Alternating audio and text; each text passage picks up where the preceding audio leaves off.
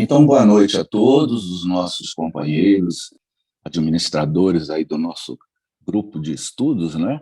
E mais ainda também aos companheiros que nos assistem, que estão semanalmente conosco nas nossas atividades de comentários, de reflexões acerca desse livro.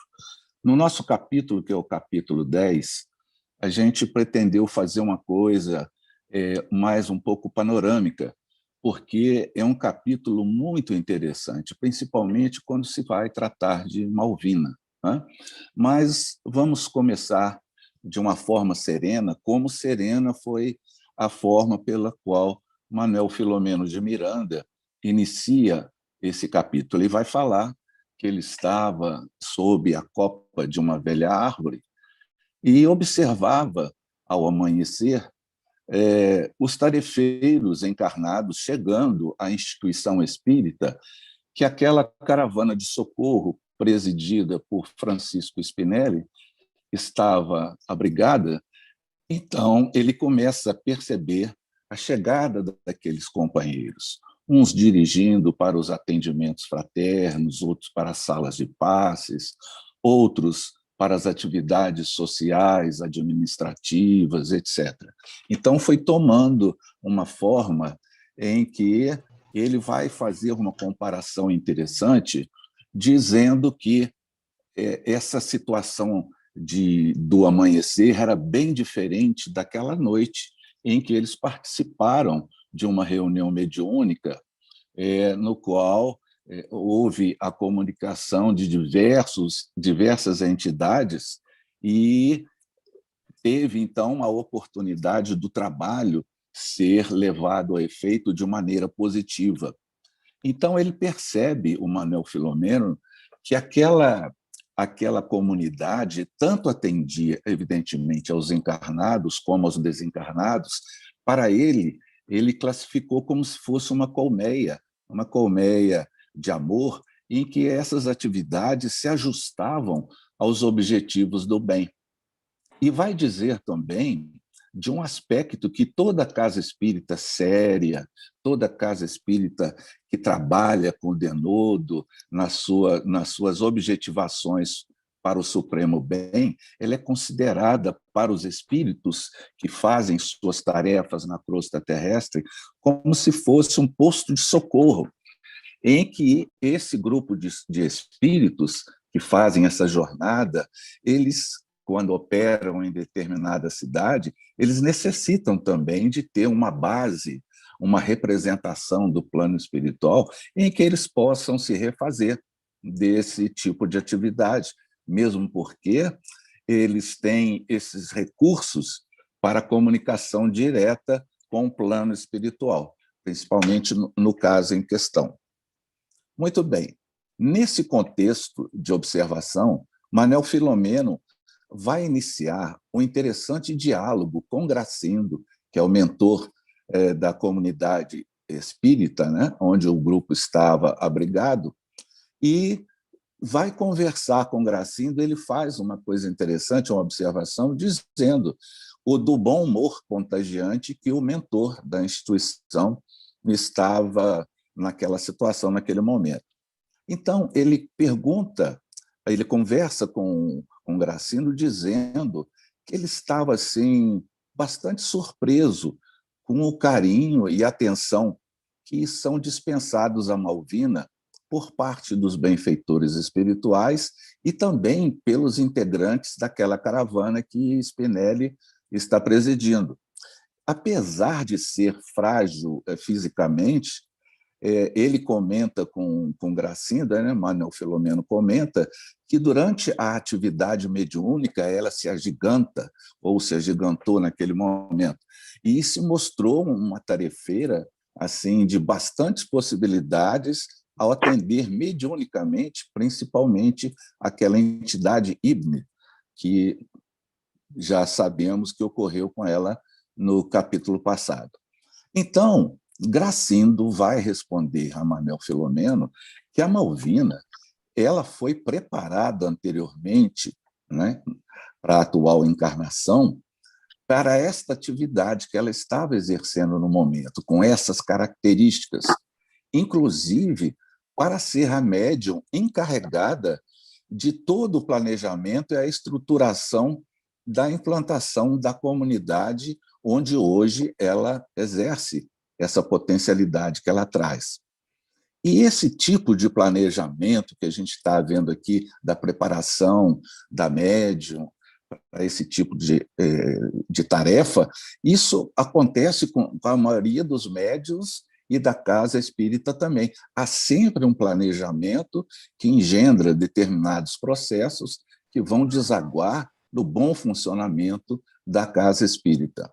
E continua a Gracindo falando sobre Malvina, que ela já tinha exercido anteriormente a mediunidade, mas agora com um diferencial. Ela se acha mais vinculada ao Evangelho de Jesus mais diretamente. E, para isso, ela se adestrou, uma palavra interessante, para conciliar os dois planos de vida, o plano material e o plano espiritual. E, com isso, ela adquiriu resistências para a tarefa que ela está executando.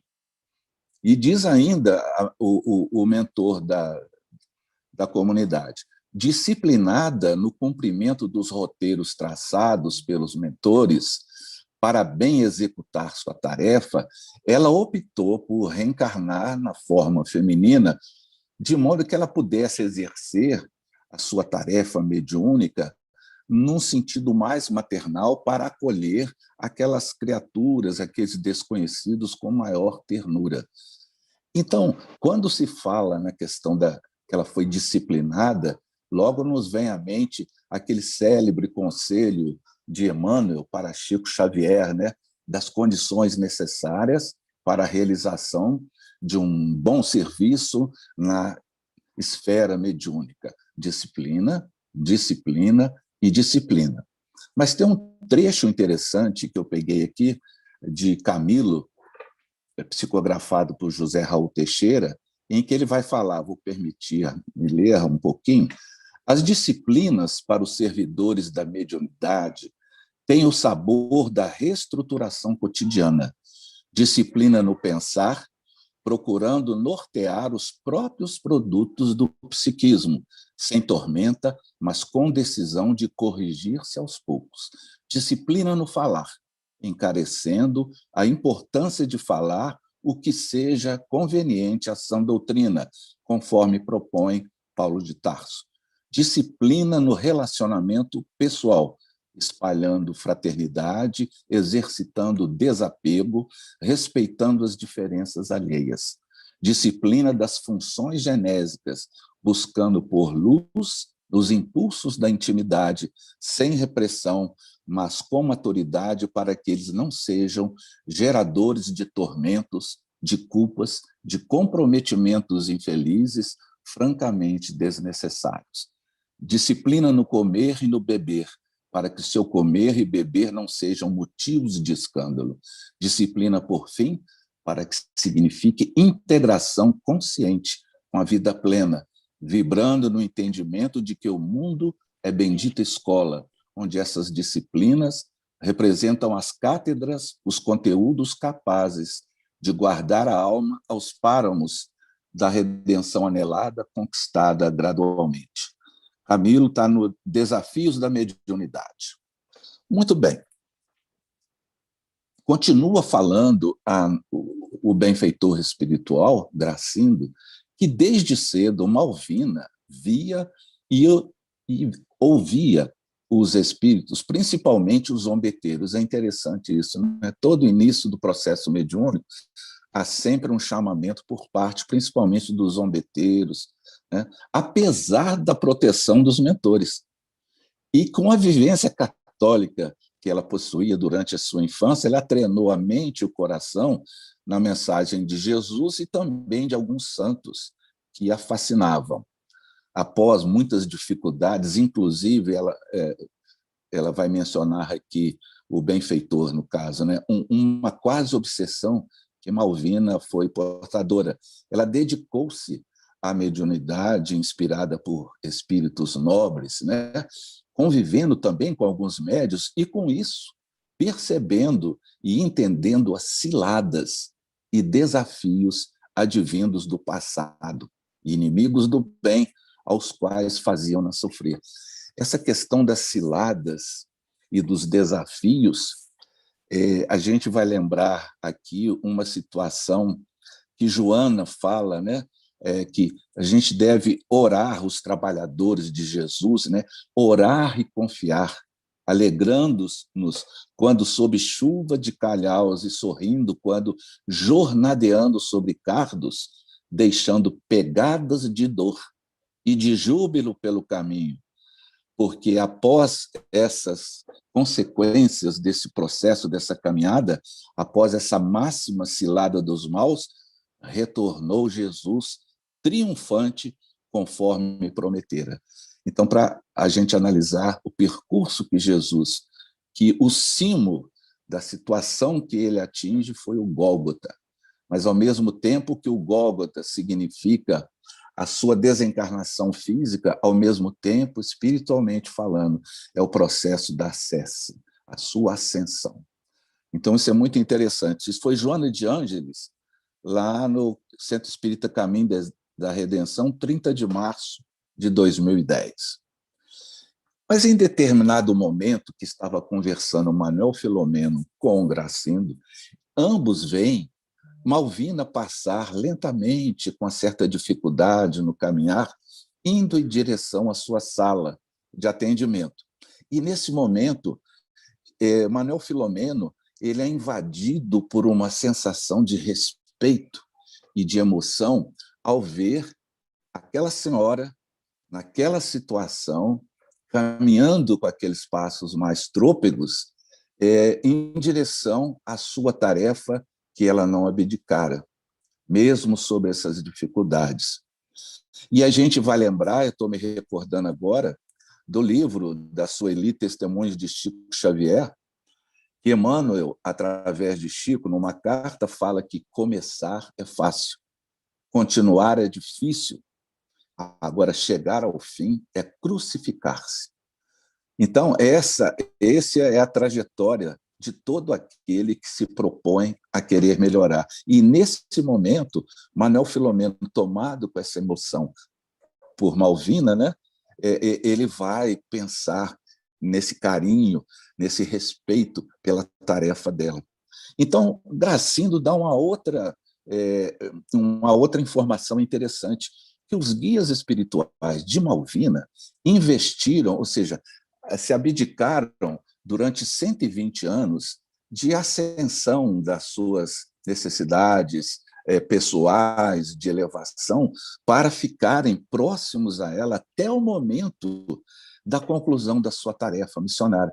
Não foi só determinado mentor aqui ou não, é um grupo de mentores que vão subsidiar, que vão inspirar, que vão protegê-la nessa caminhada. Ela não está sozinha, né?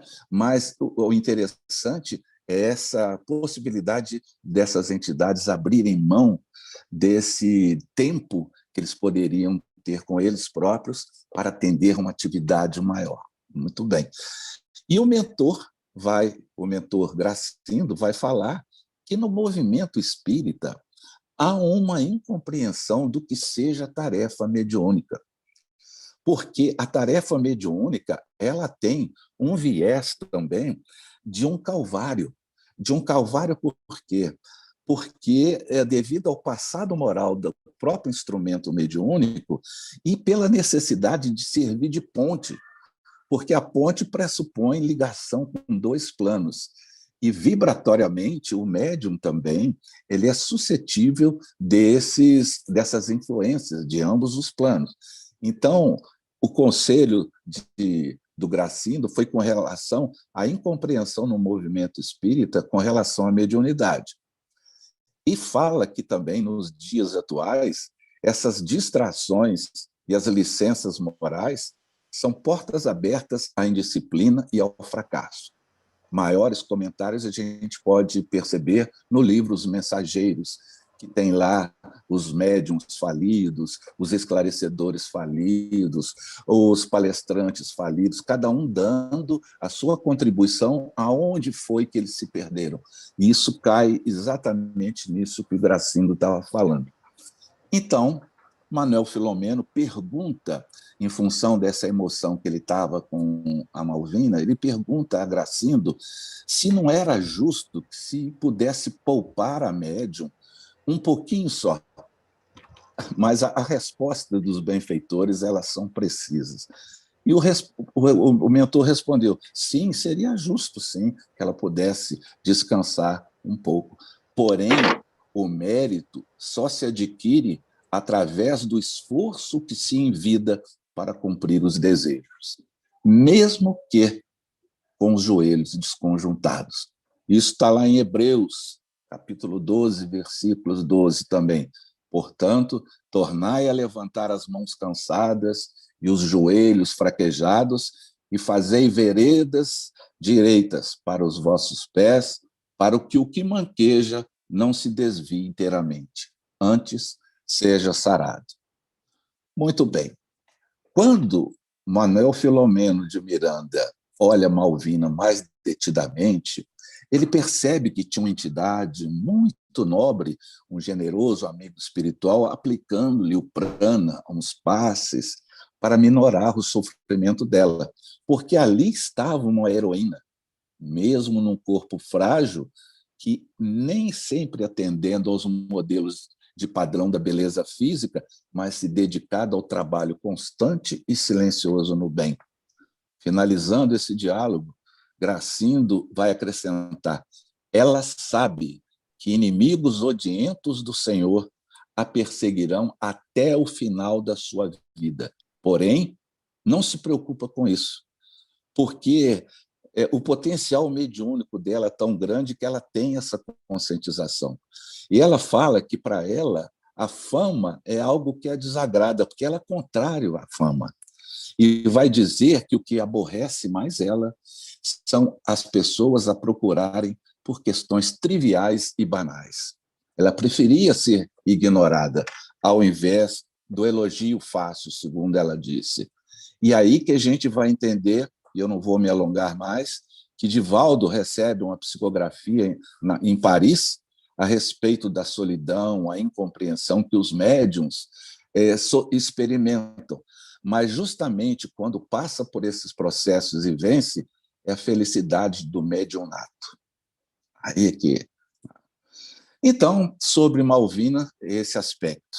Então, Manuel Filomeno retorna com a equipe ao hospital, onde estão os benfeitores que trabalham com ele, e fica sabendo daquela senhora que havia sido diagnosticada com Covid e for atendida pela gentil enfermeira, que deu a ela um café com leite, uma côdea de pão. Ela foi encaminhada, mas, na realidade, ela estava com um espírito muito perturbado e desequilibrado, que lhe sugava as energias, ao mesmo tempo que destilava situações horrorosas, e ela deglutia aqueles miasmas deletérios e se apresentou com sintomas de Covid. Mas ela foi medicada e foi para casa. E depois ela volta. Ela volta agora para agradecer a enfermeira pelo fato dela ter sido bem tratada naquele momento, que para ela significou uma coisa interessante. Ela se sentiu grata àquela enfermeira e renova para ela esse agradecimento pessoalmente, né? E o espírito Manuel Filomeno vai dizer que essa pandemia ela tem o recurso que a divindade se utiliza para chamar a atenção das criaturas para a transitoriedade do corpo físico. E fala ainda que o amor é, sem dúvida, o melhor instrumento para facilitar o encontro consigo mesmo. E que Francisca, essa senhora afrodescendente, faz parte de um grupo de heróis anônimos. Por quê? Porque ela exerce a legítima fraternidade sem as questões mundanas habituais, porque ela é sensível às influências dos espíritos e, por isso, torna-se uma benfeitora no bairro onde ela reside, procedendo curas mediúnicas. Será que aí não tem benzeduras, orientações, conversas, rezas, né? Então, é um tipo de atividade que também é uma pessoa que trabalha sob o influxo dos benfeitores espirituais.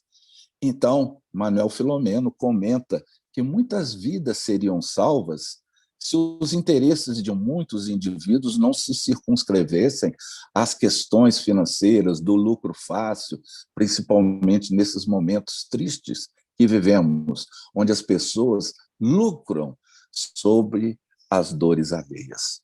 Então, ele vai falar ainda a respeito dessa Francisca, que o espírito que acompanhava Francisca nessa atitude de gratidão junto à enfermeira, fala que ela vai desencarnar dentro de poucos dias, mas não pela Covid, porque ela não estava realmente com Covid, mas o problema cardíaco do qual ela era portadora, e o estado dela iria agravar.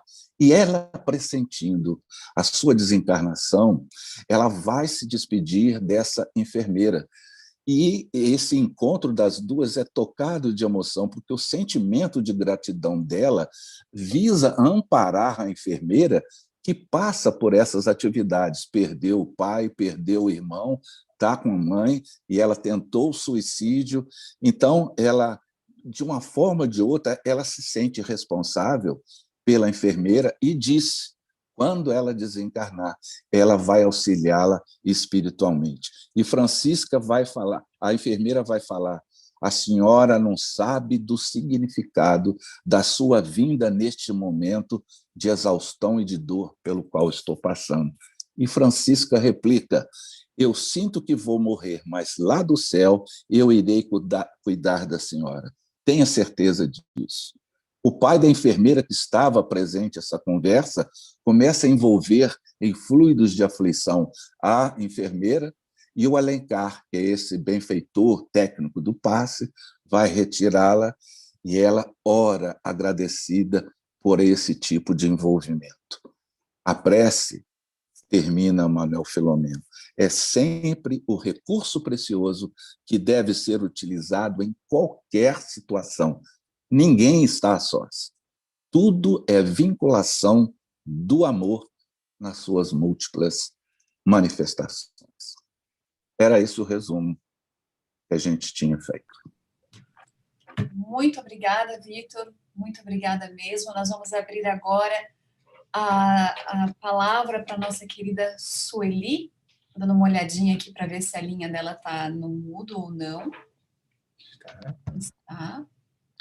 Vou tentar tirar. Cadê? Tá aqui. Eu sei. Su, não estou conseguindo tirar você do mudo. Ah, agora deu. E agora? Agora sim. Estão me ouvindo? Sim. Então, posso começar? Pode. Sim. Então, eu vou começar do começo.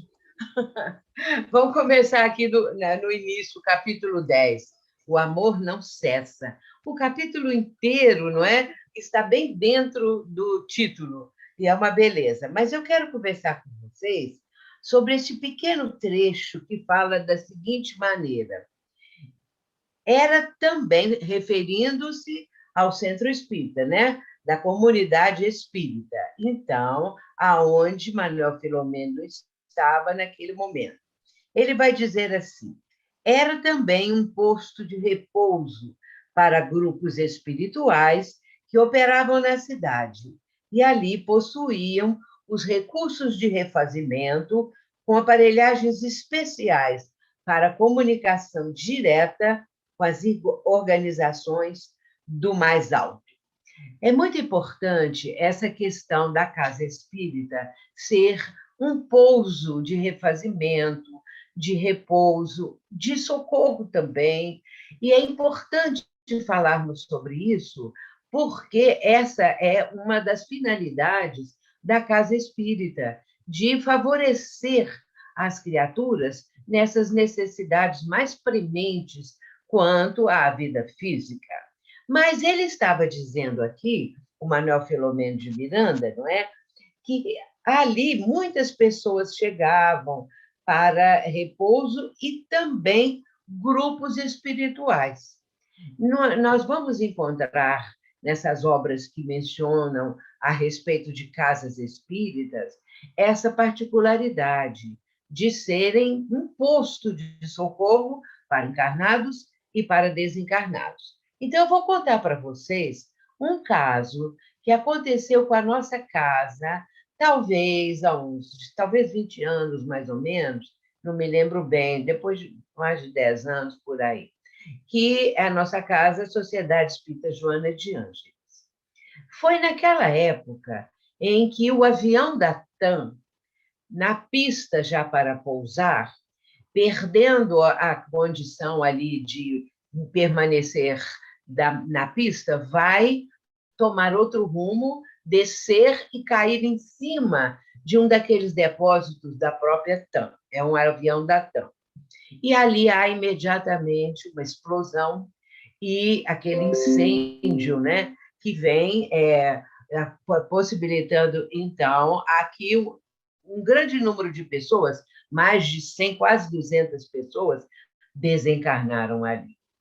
É interessante nós mencionarmos isso, porque nós sabemos, e lembrando André Luiz dizendo, não é, daquele desastre de avião no qual morreram 14 pessoas, ali ele vai mencionar a respeito da morte, dizendo que algumas pessoas as pessoas podem ter morrido no mesmo acidente, entretanto, cada uma tem um desligamento diferente. A morte ela não é igual para todos. Cada um vai passar por aquilo que lhe é próprio, que faz parte da sua condição, da sua necessidade, das suas vivências.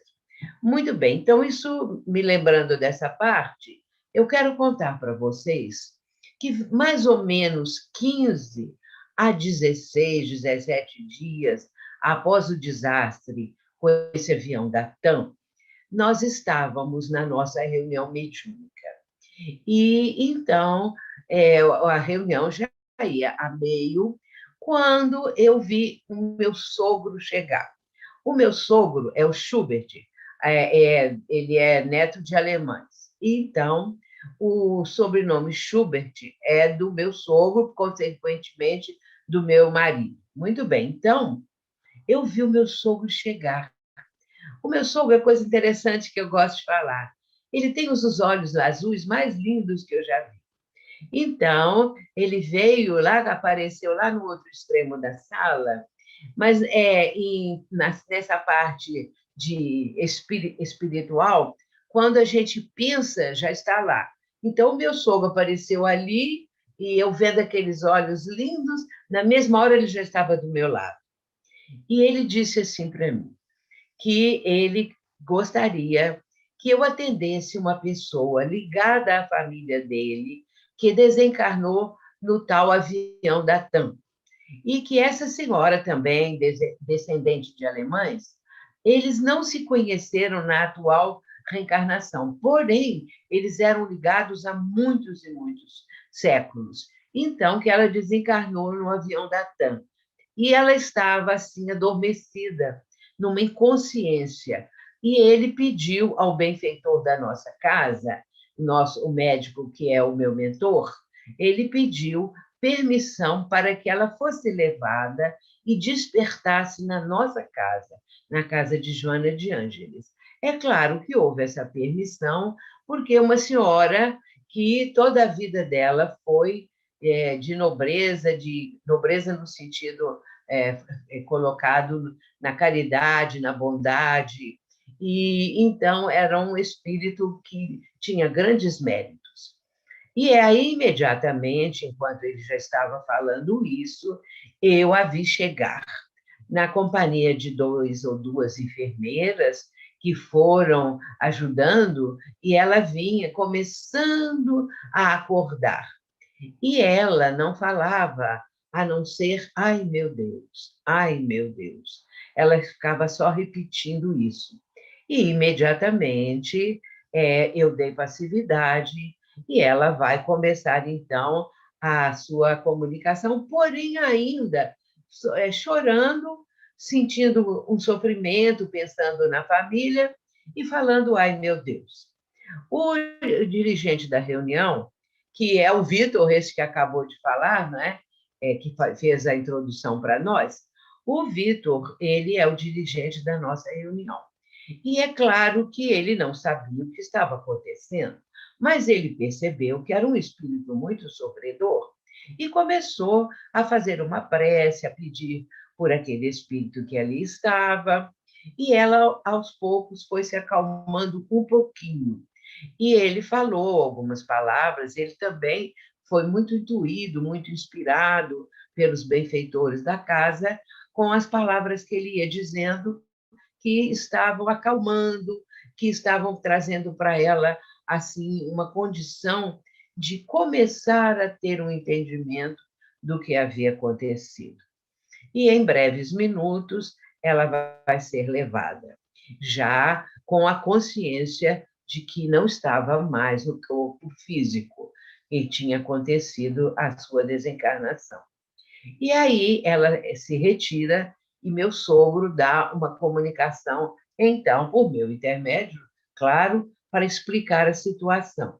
E ele explicou, então, que o desastre que aconteceu, aquela explosão, o incêndio que vem junto, né, queimando tudo, ele disse que ela, por exemplo, não sentiu nada, que grande número dos que estavam no avião não sentiram, porque há uma proteção muito grande, há uma ajuda espiritual notável nesses momentos. Porque aquelas criaturas que ali estavam, elas tinham cumprido nas suas existências anteriores um resgate muito grande, mas que faltava um, que seria esse da morte coletiva, que precisaria ainda se submeter a isso. Mas que a proteção, ela é algo que o próprio Pai do Céu concede às criaturas. Isso pode ser lido no livro Chico Xavier Pede Licença, capítulo 19. Aí, no caso, estou dizendo, não o caso dela especificamente, mas, de maneira geral, a pessoa que desencarna num desastre de avião, numa coisa desse tipo, explosão, às vezes pode pensar assim, nós espíritas, por exemplo, pessoas que se dizem espíritas, mas não têm assim um estudo mais profundo, podem imaginar que o perispírito fica dilacerado, que o perispírito fica marcado, que isso, que aquilo. Depende muito da própria situação do espírito que acaba de desencarnar. E ela estava íntegra, ela estava perfeita quando ela chegou e eu a vi perfeitamente.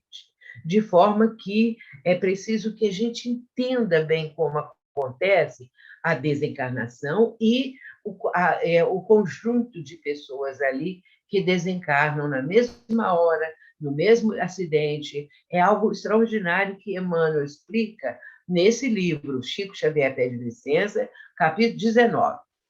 Muito bem, então, o meu sogro deu essas explicações, não é? E disse que eles eram muito ligados, porque famílias espirituais, eles dois faziam parte, não é? E por isso ele pediu para ajudá-la na sua integração agora no mundo espiritual. Isso foi assim muito bonito, porque os que estavam presentes à reunião não tinham ideia do que tinha acontecido. Com o relato que ele fez, todos ficaram sabendo a situação, o sofrimento da pessoa. E aí a gente vê também a proteção divina, porque quando há um acidente assim, pessoas às vezes imaginam isso que eu acabei de falar, que a pessoa fica totalmente fora do contexto, com, vamos dizer assim, um trauma terrível, alguma coisa que possa depois ainda doer mais, prejudicar mais. Esse é o caso de uma casa espírita, que é um pouso de refazimento e é um posto de socorro. Uma casa espírita, quando ela é bem orientada, acidentes que acontecem nas imediações, problemas graves com pessoas, a casa vai ser aquele posto de ajuda, de amparo. Muitas vezes ali estão espíritos benfazejos que, diante de um acidente grave, alguma coisa que aconteceu nas imediações, eles prontamente vão ajudar, vão verificar as condições daqueles que estão sendo também, que estão necessitando de atendimento. Então, essa é a primeira coisa que eu queria falar, mas eu quero também mencionar aqui a questão da Malvina. A Malvina está dito, né, nesse trecho aqui, que não é a primeira vez que ela atua como médium.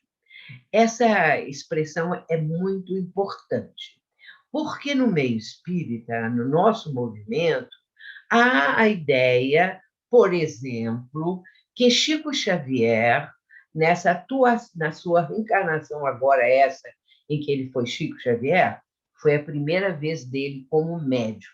Acontece que não é a primeira vez, porque aí é a opinião de Ivone Pereira e de Divaldo Franco.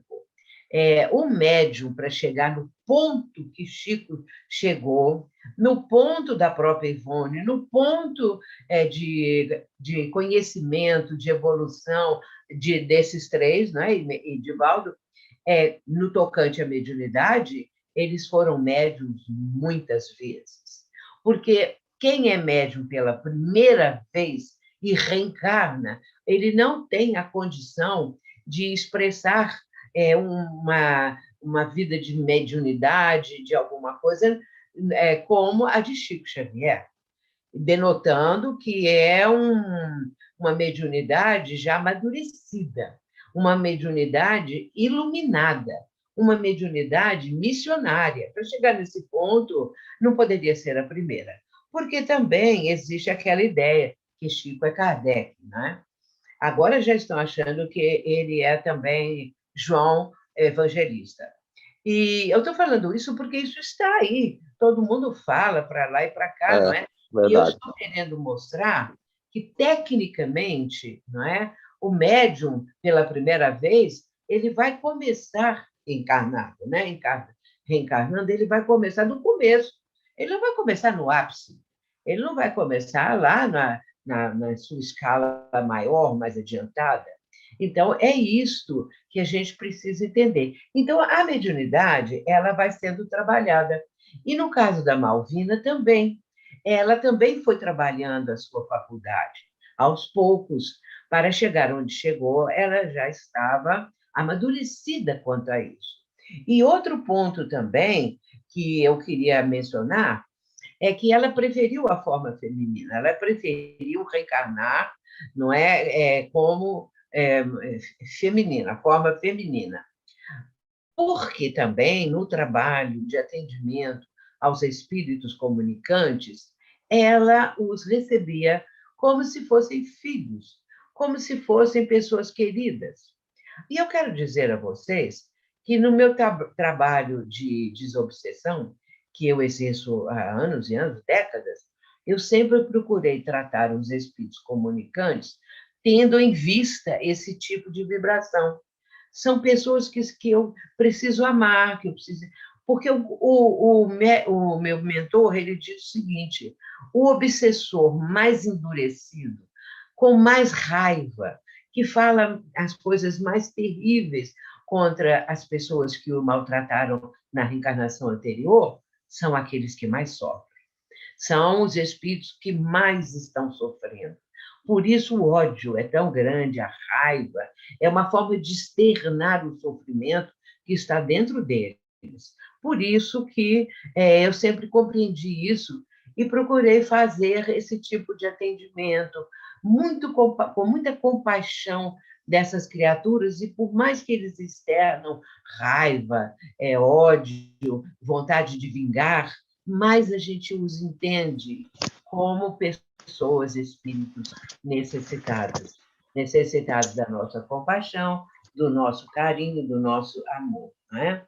E com respeito, para encerrarmos, voltando ainda um pouquinho a respeito do centro espírita, que é um tema também que eu gosto muito, essa casa espírita que eles estão ali para o trabalho, e também outras narradas por André Luiz, não é?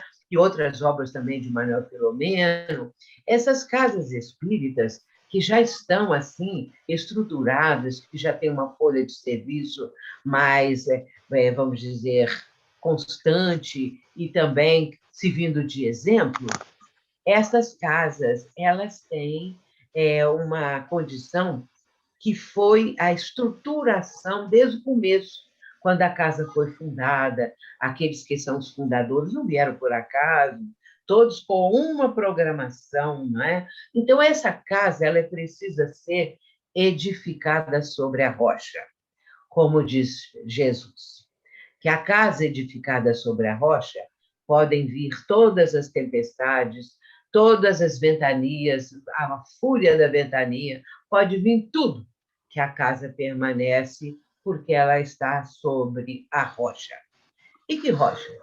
A rocha da fé, a rocha da verdade, a rocha do amor. É uma casa edificada de uma forma que todas as condições climáticas, ou seja, condições de vida, da vida das outras pessoas, não vão atingir a casa.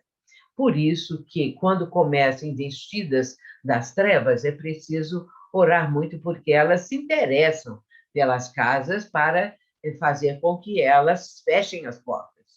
Mas, se a casa está edificada sobre a rocha, os grupos que ali estão, não é, no trabalho, estão também, vamos dizer assim, com a ideia do quanto devem realizar e quanto devem doar de si mesmos para que possa a casa prosseguir no rumo da luz. Que esse é o papel da verdadeira casa espírita, tal como nós aprendemos na doutrina espírita e, sobretudo, com o nosso querido Allan Kardec. É só isso, muito obrigada. Muito obrigada, querida Su. Nós temos algumas perguntas que nos foram enviadas e a gente está com um pouquinho de tempo hoje, então, Su, toda vez que os nossos coordenadores responderem, se você quiser adicionar alguma coisa, fique à vontade, tá bom? Ok. Vamos começar com o Marcelo. Sobre o capítulo 10, que é o que nós estamos estudando. A pergunta é natural sentir muita falta dos trabalhos presenciais, os passes, atendimento fraterno? Pois bem no início do capítulo fala exatamente sobre esse trabalho. E nós aqui sem fazer nada por conta da pandemia. O que você tem a dizer? É natural, é lógico que é natural, né? O ser humano, nós somos seres gregários, fomos criados para viver em sociedade, no convívio com outras pessoas. Então, quando se estabelece um núcleo espírita de fraternidade, de trabalho, onde a espiritualidade está ali, sem dúvida, nas suas intercessões tão especiais, nós acabamos nos apaixonando por esta ambiência que um dia será todo o planeta. Mas, enquanto isso não acontece, sem dúvida, estes pontos de luz, que são as casas espíritas bem estruturadas, acabam sendo como se fossem grandes polos de atração de todos nós. Almas sofridas, almas necessitadas, é um hospital, é uma escola, como Sueli traz muito bem na obra, descrevendo as questões do centro espírita, né? As dimensões espirituais do centro espírita. Mas estamos limitados. É uma realidade inconteste. A pandemia nos colocou circunscritos a um lar, a um ambiente, sem essa possibilidade momentânea de irmos para a casa espírita. É o fim do mundo? Não é o fim do mundo. Talvez seja aí uma oportunidade que nos esteja sendo oferecida para que nós façamos a casa espírita individual e intransferível que está sendo construída dentro dos nossos corações. Quando ali na obra Boa Nova, que muitos de vocês já conhecem, Jesus falando para aquele sacerdote que o interpela, né, que buscava o reino de Deus, e ele traz que o reino de Deus é a obra divina que está se construindo, que está dentro do coração dos homens. Talvez esteja ali uma dica para a gente, de que mesmo longe dos nossos queridos de ideal, podemos estabelecer este pequeno centro espírita. Vou colocar isso de uma forma, uma analogia muito simplória, dentro do nosso lar, dentro da nossa casa, não fazendo nada, porque eu acho que é a segunda parte da pergunta, sempre há o que fazer dentro da nossa casa, sempre podemos orar. Nesse capítulo fala muito de oração, sempre podemos ser úteis. Há numa obra muito bela que se chama Alvorada Cristã, do espírito Neio Lúcio, e tem ali no capítulo 4, que se chama Prêmio ao Sacrifício, perdão. E traz ali, o espírito Neio Lúcio nos traz a história de três irmãos. Ele era um trabalhador muito dedicado, que acabou angariando muitas posições numa indústria do fio, e ganhou dinheiro, e com aquele dinheiro, ele sempre compromissado com as questões do evangelho, fez uma grande diferença. O outro irmão era um grande estudioso das questões das leis, tornou-se um juiz, e por causa desta sua capacidade, era um homem bom também, que fez os compromissos de divulgar o bem, de emitir as sentenças justas, e auxiliou tantas pessoas. Foi um grande propagador de coisas boas, também na sua capacidade. Mas o outro terceiro irmão era paralítico. Então, com todas as limitações que muitos de nós não possuímos. Mas ele dedicou-se ali, circunscrito ao lar, com todas as suas limitações, à prece, à oração pelos sofredores. E começa, naquela moça que tomava conta dele, começou a aconselhá-la, trazendo alguns consolos, ajudando-a nas orações, transformou-se numa espécie de benfeitor encarnado daquela moça, que era a assistente, a secretária dele, que tomava conta dele por conta das limitações. Aquilo ganhou uma amplitude tão grande que ele passou a fazer diferença, muita diferença. Resumindo a história, porque vale a pena ler a história, o capítulo 4 do livro Alvorada Cristã, os três morrem, desencarnam mais ou menos na mesma data, uma diferença pequena. Todos eles se apresentam diante do anjo, é lógico que é esse espírito benfeitor, e a ficha corrida daqueles três irmãos começa a ser lida. E o primeiro, que se dedicou à indústria do fio, ganha assim, é abraçado pela espiritualidade, pela bondade, pelas coisas boas que fez.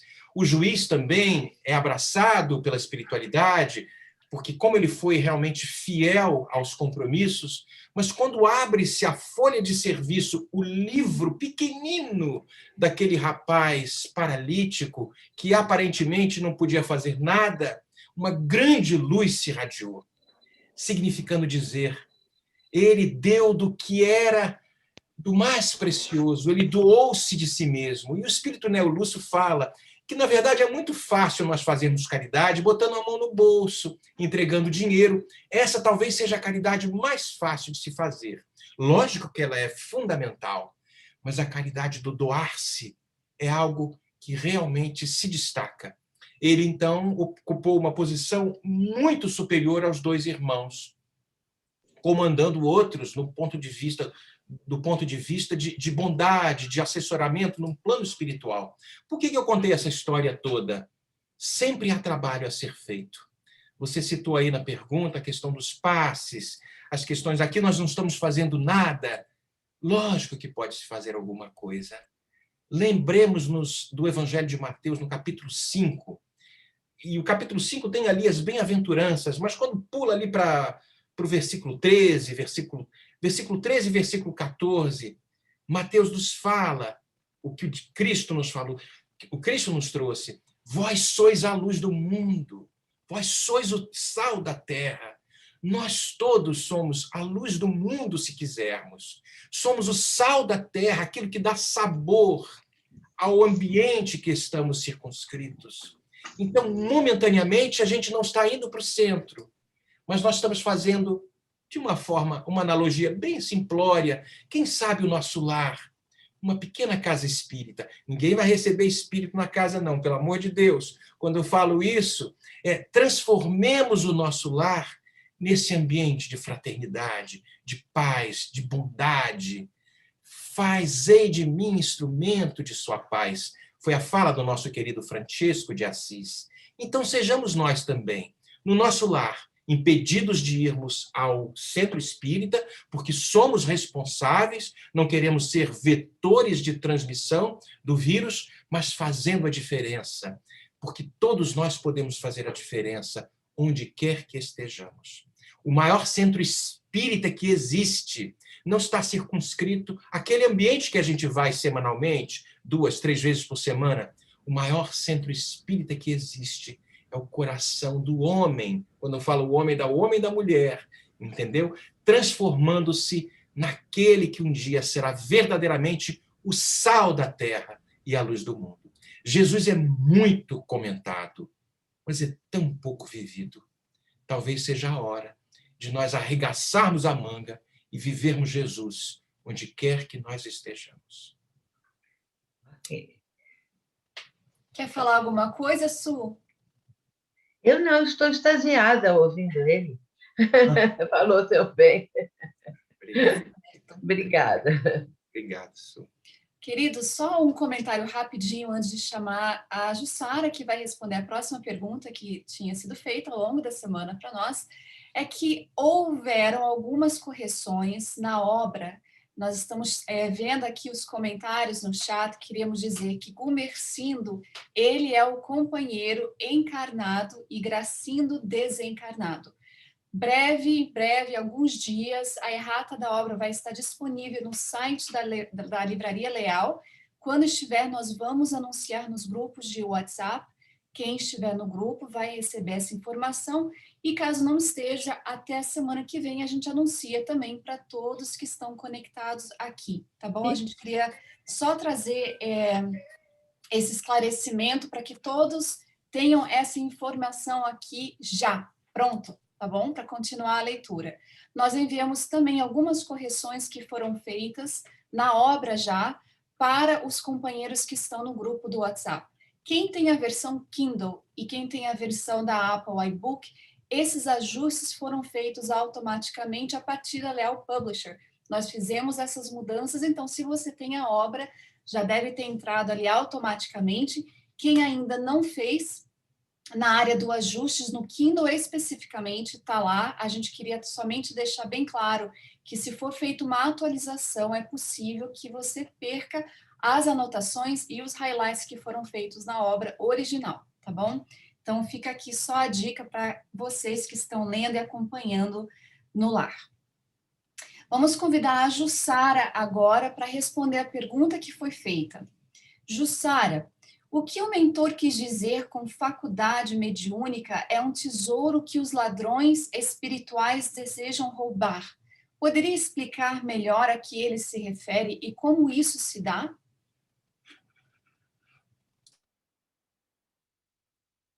Obrigada, Andréia. Boa noite a todos. Obrigada, Vitor, Sueli, pelas lindas reflexões, ainda mais sobre esse capítulo.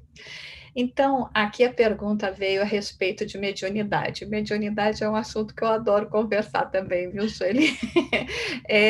Assim, quando pensamos na pergunta, né, a faculdade mediúnica, ela começa justamente descrevendo, né, como nos descreve no livro, que a faculdade mediúnica é um tesouro. Então, vamos parar aqui um pouquinho para entender que realmente o nosso compromisso com a mediunidade, a nossa possibilidade de servir como intercâmbio entre os dois planos para trazer orientação para o auxílio aos desencarnados, aqueles sofredores, aos obsessores, acaba sendo realmente um grande tesouro que nos foi depositado, que nós aceitamos o compromisso antes do reencarne, compreendendo que seria uma excelente oportunidade para nós acalmarmos assim um pouco o nosso coração em relação ao grande débito que ainda temos com as leis divinas. Então, nos foi ofertada essa oportunidade e é realmente, então, um tesouro. E lembre-se que Kardec fala que todos nós temos possibilidades mediúnicas, evidentemente, alguns que vieram com esse compromisso de trabalho, outros não, mas esse intercâmbio, essa possibilidade de sensibilidade sempre vai existir. Agora, por que que os ladrões espirituais vão querer roubá-la? Quando se utiliza aqui o autor dessa expressão ladrão, imediatamente nós vamos fazer uma conexão com aquilo que nós compreendemos na matéria, que seriam, assim, pessoas, indivíduos, nesse caso, espíritos, que não agem de boa fé, que agem com o intuito de prejudicar ao seu próximo. Então, são esses espíritos que agem com o intuito de prejudicar ao próximo, pensando apenas no benefício próprio, que acabam sendo aqueles que utilizam as suas possibilidades ou são utilizados por outros para colocar empecilhos, retardar essa obra de crescimento individual e coletivo que todos nós passamos aqui na matéria. Então, o que acontece é que esses espíritos, ainda ignorantes, mais preocupados com seus próprios interesses, pelo entendimento que eles têm na sua interpretação das leis, eles não querem ver o progresso. E com isso, como os médiuns, no caso aqui, por exemplo, no livro, nos fala bastante, né, a respeito da nossa médium Malvina, que, graças à sua dedicação, ao seu potencial mediúnico, tem servido para poder trazer esses dois planos e ajudar, auxiliar para mudar, assim, a psicosfera de nosso planeta. Então, não é de se estranhar que esses espíritos, ainda resistentes ao nosso Mestre Jesus, aos seus exemplos, aos seus ensinamentos, crendo, inclusive, que esse mestre seja, assim, um inimigo, como coloca aqui esses obsessores, que se manifestam através dessa médium altruísta, dedicada, que eles queiram realmente retirar de nós, se não a mediunidade, porque às vezes isso pode ser impossível, no mínimo, a nossa vontade de servir. E isso nós podemos ver pelo próprio exemplo da Malvina, quando fala que os ataques que ela sofre do plano espiritual, todos aqueles desencarnados que inclusive influem aos encarnados para que a atormentem, façam calúnias a seu respeito, para que as dores físicas que ela sente sejam cada vez mais agravadas, para que ela chegue ao desânimo de não mais querer servir. E o médium, se ele não tem consciência disso, se ele não tem esse entendimento, como nos diz ainda até no capítulo passado, nós fizemos esse comentário, né, que o médium tem que passar pela porta estreita. Aliás, todos nós, não somente o médium, mas o médium tem que passar por essa porta estreita, compreendendo que vai sofrer essas injunções de nossos irmãos que ainda se encontram em planos inferiores, porque eles não querem que a luz prevaleça, eles não querem a transformação da Terra, muitas vezes não somente porque querem nos impedir de ver as luzes, mas porque eles mesmos não conseguem ainda encarar a sombra das próprias inferioridades, que uma luz maior os faria, assim, ter conhecimento.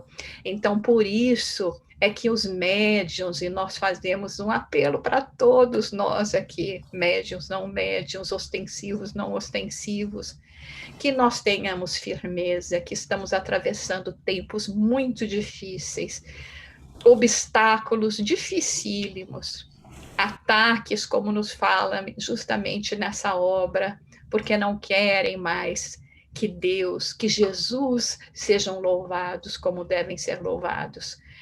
Que não deixemos, então, que esse tesouro, e que o tesouro do esclarecimento espiritual nos seja tirado, porque uma vez mais poderemos nós sucumbir ao peso dos testemunhos, que dessa vez, como trabalhadores da última hora, nós possamos ter firmeza e seguirmos até o sacrifício, como nos disse nosso querido Vitor, relembrando essa frase de Emmanuel: começar é fácil, continuar é difícil, seguir é o sacrifício, que é a sagrada missão que cabe a todos nós. Então, não temamos, porque, como diz aqui, chega uma hora que eles falam, o amigo vem fazendo uma covardia em relação à médium Malvina. E ele fala, sim, é claro que sim, porque nós queremos que ela pague. Mas aí esse mentor logo fala, mas agora ele está sob os auspícios do alto, do bem, e terá inclusive a sua vida prolongada. Tem uma frase que o Dr. Bezerra de Menezes falava para nós encerrarmos aqui, que ele disse assim, que quando nós sentirmos que a nossa vida está por um fio, que a gente trabalhe mais forte, que esse fio engrossa. Então, quando o médium sentir que está sofrendo essa influência, trabalhe, persista mais, que a conexão com o plano maior se fará ainda mais presente em nossas vidas. A faculdade mediúnica é um tesouro. Muito obrigada, Jussara, por essa ótima resposta, uma pergunta muito boa, resposta também. Nós vamos agora para o nosso querido Negrão, que vai responder a próxima pergunta, que chegou até nós, uma conversa de Manuel Filomeno de Miranda sobre a Malvina, no parágrafo 3, onde ele relata sobre Malvina que a fama é algo que a embaraçava. Conhecida pela fidelidade mediúnica, ela é consultada para banalidades, elogiada de maneira desagradável, quando preferiria ser ignorada. Esse comportamento exagerado e às vezes bajulador é ainda típico em nós, criando prejuízos incalculáveis. Gostaria que comentassem sobre esse tema que está presente em todas as classes sociais. Obrigada. Boa noite a todos. Agora, sendo visto no meio de 308 pessoas, né? É uma pergunta interessante, porque nós não sabemos por onde nós transitamos em existências anteriores, né? Muitas das nossas más tendências estão guardadas a 7 chaves nos recônditos do nosso ser. E conseguimos a muito custo, muitas vezes, deixá-las lá quietinhas, porém, muitas vezes basta uma pequena fagulha para incendiar o que temos tentado dominar durante tantos anos, né? No livro Trilhas da Libertação, do Manuel Filomeno de Miranda também, psicografia do Divaldo, no capítulo intitulado O Gênio das Trevas, Manuel Filomeno de Miranda relata uma reunião no mundo inferior de obsessores, onde estão em treinamento para aumentar a sua eficiência nos trabalhos de obsessão, né? E lá o Gênio das Trevas, após extensos trabalhos de pesquisa, enumera 4 legítimas verdades que ele entende como sejam verdades, né? E ele vai enumerando cada uma delas. A primeira delas é o homem é um ser sexual que se compraz no prazer e deve ser estimulado ao máximo até a exaustão, aproveitando-se as tendências e, quando ocorrer o cansaço, leve-os ao abuso. Veja que alerta interessantíssimo, né, que Manuel Filomeno de Miranda faz nesse livro a respeito desse assunto. E a segunda verdade que ele entende, que ele coloca, né, o gênio das trevas, ele vai dizer que o narcisismo é o filho dileto do egoísmo e pai do orgulho, da vaidade inerentes ao ser humano. E ele diz, então, que deve ser fomentado o campeonato da presunção, levando à fascinação, porque o orgulho entorpece os sentimentos e intoxica o indivíduo, cegando-os, sendo um item de alta relevância para as quedas desastrosas, né, de quem deseja a preservação do ideal de crescimento e de libertação, que é exatamente aquilo que foi colocado no trabalho preparado, né, a Malvina sendo preparado durante tantas reencarnações para poder desempenhar o seu papel tão bonito, pelo que é colocado no livro, nesses eventos que nós estamos falando. A terceira verdade que se coloca é o poder remanescente dos instintos agressivos e dominadores e arbitrários, né? Então, deles poder para ver como eles caem. E o último, o quarto item, né, dessas verdades ditas pelo gênio das trevas, é o dinheiro, que compra vidas e escraviza almas. Sabe-se que o cristianismo começou a apresentar dificuldades quando a busca do destaque social e o dinheiro comprava coisas e pessoas. Comprava até lugar no céu, né? Mesmo sendo um crápula, ou seja, se eu tivesse condições, eu poderia fazer o que eu quisesse e no final da minha existência eu comprava o meu lugar lá no céu e a partir daí eu tinha então garantido o meu lugar no céu. E a neutralização das influências dos maus espíritos se dá pela prática do bem. Ficar atento às sugestões dos maus espíritos que desejam a nossa queda ou daqueles que desejam que o nosso trabalho seja prejudicado na busca de ajudar alguém ou a nós mesmos no sentido do nosso progresso moral. E, às vezes, essas sugestões vêm através de palavras lisonjeiras que podem despertar o monstro que está trancafiado lá naquelas caixinhas que eu comecei comentando, né? E nós não nos damos conta disso, pois todos nós que estudamos a doutrina sabemos de cor e salteado a pergunta 785 do Livro dos Espíritos, né?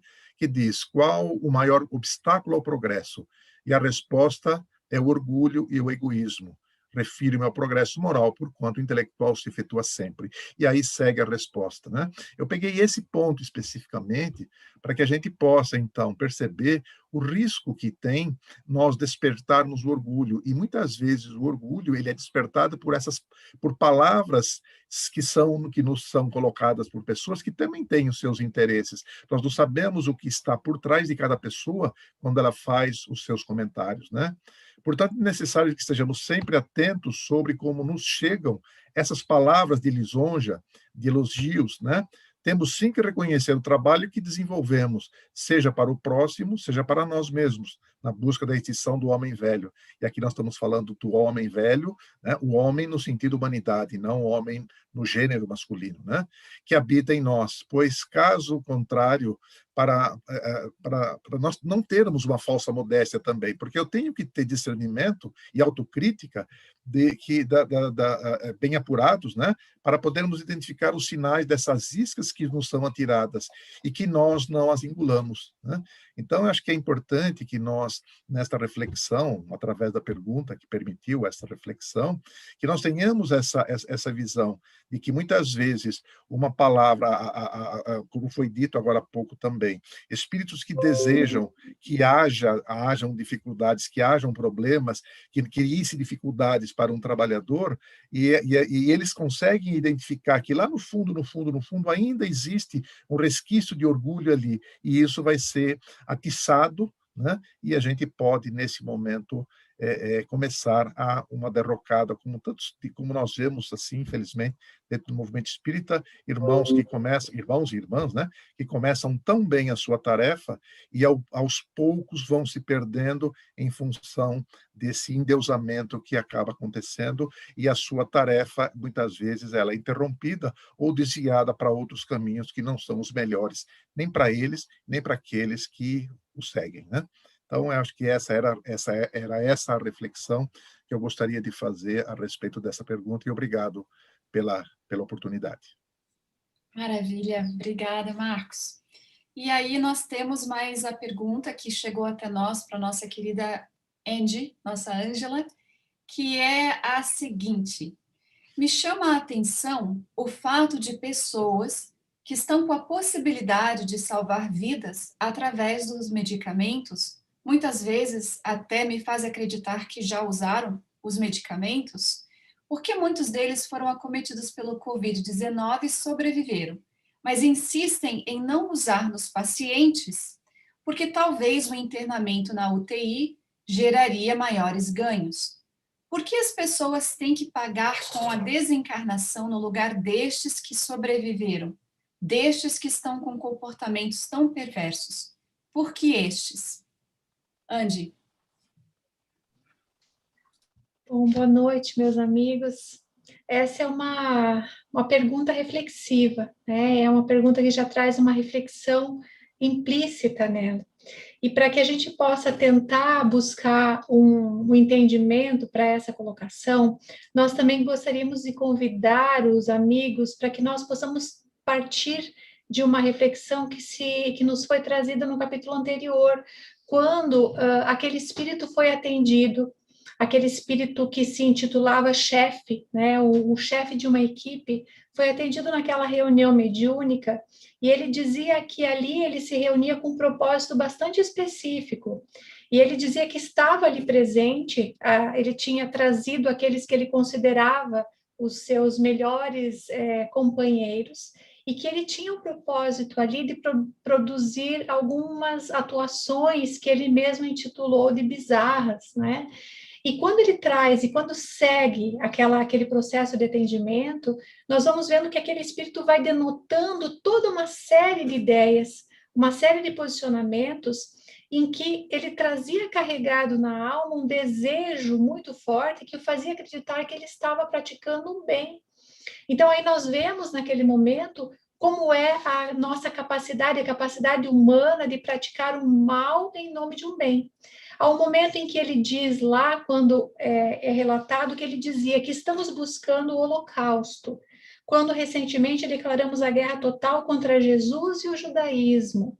Entramos em luta física, abandonando o nosso reduto para interferir no comportamento dos homens e das mulheres, achincalhando seus deuses e cultos, ao mesmo tempo instalando o deboche e as aberrações morais para vencer mais rapidamente. Quando ele nos fala isso, e nós vamos pensando que aquele espírito é atendido, é acolhido, mas que ele mostra ali toda uma estratégia que acontece, que está acontecendo, e que Manuel Filomeno Miranda, nessa obra, nos traz de forma muito primorosa, como a nossa querida Sueli nos lembrou lá na nossa primeira aula, quando ela disse que um dos objetivos dessa obra era nos mostrar as estratégias das trevas. E ela nos disse que ao longo de todo o livro nós teríamos inúmeros exemplos. E aqui nós vemos um exemplo desse. Então, se nós pensamos que no mundo espiritual, que nesse momento os espíritos se reúnem com propostas tão ousadas de atuar sobre as mentes humanas, roubando consciências, nós podemos pensar que também existem os seus equivalentes reencarnados. Então, se eles existem no mundo, no plano espiritual, eles também existem espíritos dessa mesma natureza, com esses mesmos propósitos, aqui reencarnados. E quando nós pensamos nisso e vamos imaginar que esses espíritos que todos reencarnamos dentro da lei de progresso, com o objetivo de nos encaminharmos à plenitude, à evolução, ao encontro com as leis divinas. Mas que à medida em que nós vamos mergulhando nesse anseio de poder, nesse desejo de domínio, nós também vamos, como bem nos lembrou aí o Marco agora há pouco, nós vamos nos perdendo, porque nós temos uma herança muito atávica ainda que nós carregamos. Então, se nós pensamos nesse sentido, quando nós chegamos, mergulhamos na reencarnação, e junto com esses espíritos que já têm essa proposta muito bem desenhada de enfrentar o Cristo, aqueles que têm mais sintonia com essas propostas se associam e passam a desenvolver verdadeiros planos de intervenção aqui no mundo. Então, se nós pensarmos do ponto de vista de que, nesse momento pandêmico, nós não é de estranhar que muitos estejam aqui utilizando propostas ou ideias de solução, mas que, na verdade, eles se comprazem com o caos. Porque nessa ideia de domínio transitório, do poder transitório, às vezes o caos, a instabilidade do grupamento, da coletividade, da sociedade, lhes é interessante. E aí, quando o Manuel Filomeno de Miranda vai nos dizer, nesse momento em que ele cita que aquela senhora havia recebido, felizmente, um tratamento a tempo, e mais a seguinte ele diz, muitas vidas seriam salvas da pandemia se os interesses de muitos indivíduos, desde os laboratórios de pesquisas científicas até as receitas médicas, não sofressem o abuso dos jogos demoníacos das paixões servis.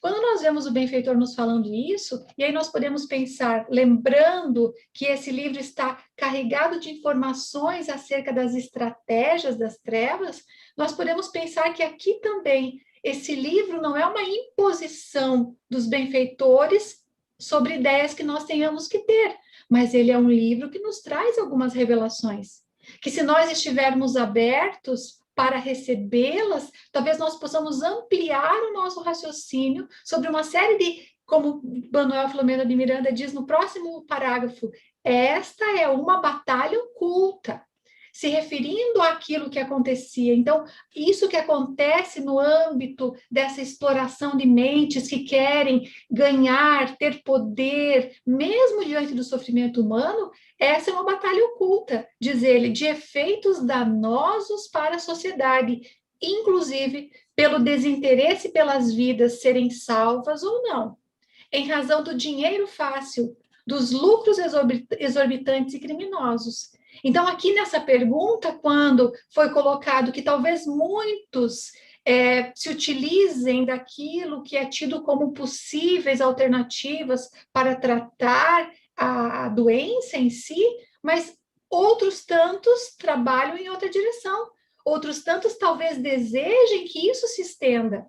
Então, se nós pensarmos que na pátria, no mundo espiritual, existem essas entidades que se comprazem em estimular a desordem, o caos, existem aqueles que aqui reencarnados colocam em prática essa ação, através das mais variadas estratégias.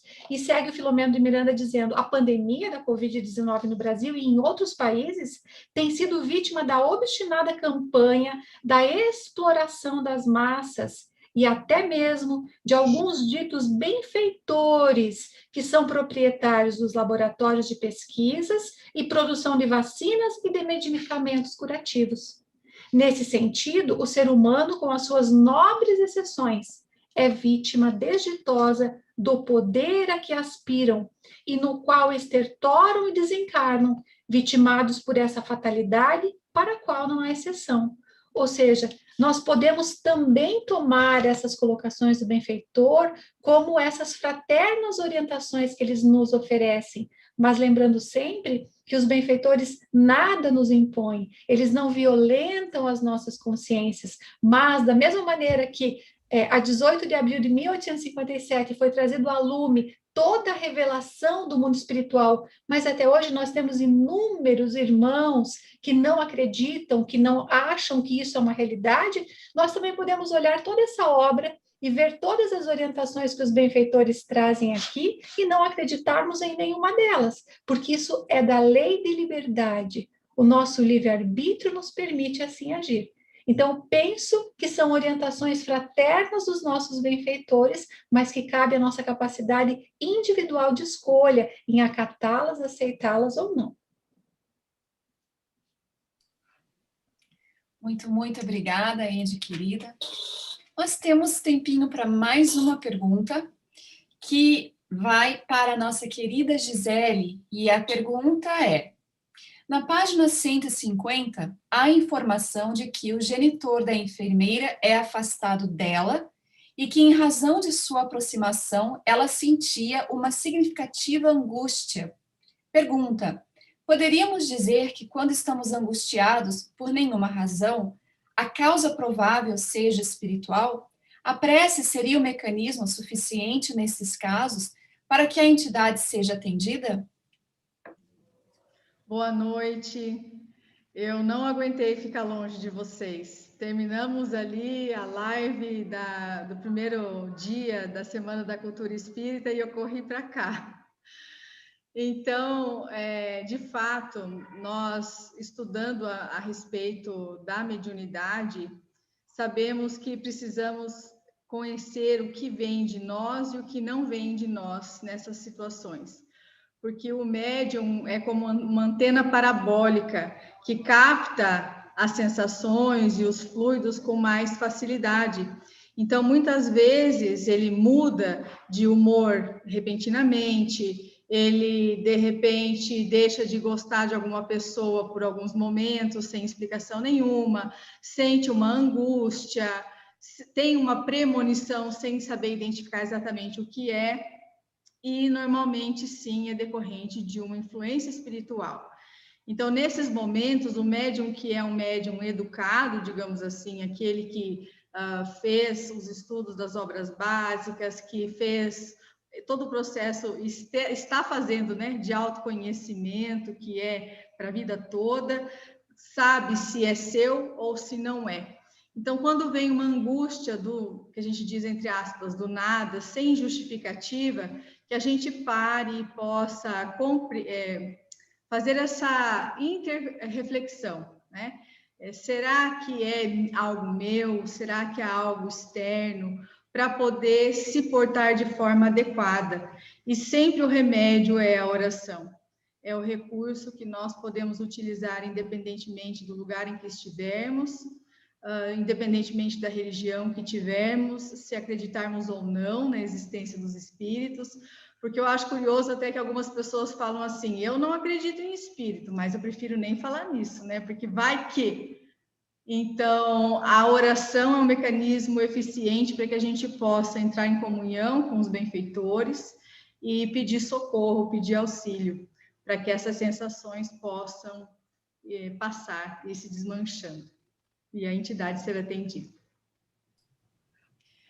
Obrigada, Gi. Nós ficamos muito felizes também que você não conseguiu ficar longe. E antes de passar a palavra para a prece final ao querido Sóstenes, nós gostaríamos de pedir que você volte aqui na tela. Nós vamos compartilhar com os amigos que estão nos seguindo o seu convite muito especial e vamos pedir para você falar um pouquinho sobre essa atividade belíssima que começou hoje, razão pela qual o Laudes também não está conosco nessa noite. É isso aí. Fica, então, um convite a todos para que possam acompanhar esse evento. É a 14ª edição, mas o evento foi iniciado há 22 anos. Então, em razão de algumas intercorrências, em alguns anos nós não conseguimos ter o evento. Mas este ano teremos a presença desses amigos queridos, amanhã, Divaldo Franco, na sexta-feira, Denise Lino, e no sábado, Alessandro Viana Vieira de Paula, às 19h30, no canal do YouTube da 10ª URI e também no Facebook. Nós contamos com a participação de todos. Obrigada. Obrigada, Gi. Então, vamos convidar o nosso querido Sóstenes para a nossa prece final, agradecendo a todos pela participação, lembrando que nós estaremos recebendo, esperamos, durante a semana, as perguntas relacionadas ao capítulo 11, pois que vamos entrar nesse capítulo na semana que vem, e assim que tivermos a informação sobre a errata para a obra, nós avisaremos a todos vocês. Uma ótima noite a todos.